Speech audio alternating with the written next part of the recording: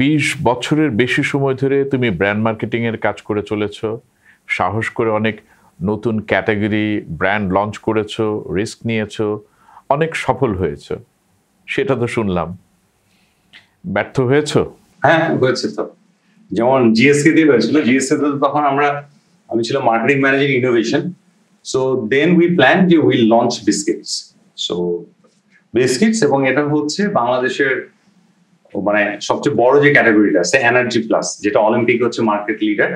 So we thought will launch biscuit, কিন্তু biscuit with few micronutrients, ঠিক আছে, যেটা আসলে বাচ্চাদের এটা হেলদি স্ন্যাকিং এর জন্য মাদেরকে ইয়ে করবে। তো we choose this glucose biscuit. আমি আজকে কোনো এক সময় বলতেছিলাম যে কম্পিটিশন যেখানে স্ট্রং ওইখানে আসলে যে ফাইট করে ডিফিকাল্ট। সো এটা একটা জিনিস। প্লাস হচ্ছে তা আমরা রকি বিস্কিট লঞ্চ করলাম, এবং হরলিক্স বিস্কিট প্রথম 6 মাস কিন্তু ইট ওয়াজ ফায়ারিং, মানে অলমোস্ট প্রায় 6 মাসে 3-4% মার্কেট শেয়ার আমরা নিয়ে নিলাম। It was doing good. But ultimately যেটা দেখলাম, আমাদের বিস্কিটের এক্সপিরিয়েন্স বলতে, কারণ বাসায় যে রান্নাটা হয়, মানে কোম্পানি যে প্রোডাক্টটা তৈরি করে, it's the cooking also. So দেখা গেল আমাদের বিস্কিটের কোয়ালিটি নিয়ে বেশ কিছু কমপ্লেইন আছে। সো ওগুলি আমরা ঠিক করতেছি, প্রচুর R&D তে খরচ করতেছি।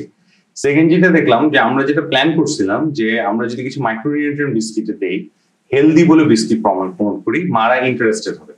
কিন্তু এন্ড অফ দ্য ডে যেটা দেখলাম, এরকম একটা 10-12 টাকার একটা প্যাকেট থেকে মাদের কোনো নিউট্রিশনাল এক্সপেকটেশন নাই, এবং যদি থাকেও বা যদি আসে, কিন্তু এটাকে যদি আমরা অ্যাকশনে গ্রো করাতে চাই, যে মার একটা নিউট্রিশনাল এক্সপেকটেশন তৈরি হবে এবং সেটা নিয়ে এসে হরলিক্স বিস্কিট কিনবে, যেই পরিমাণে মার্কেটিং ইনভেস্টমেন্ট লাগবে, এটা আসলে কখনোই কস্ট ভায়াবল না।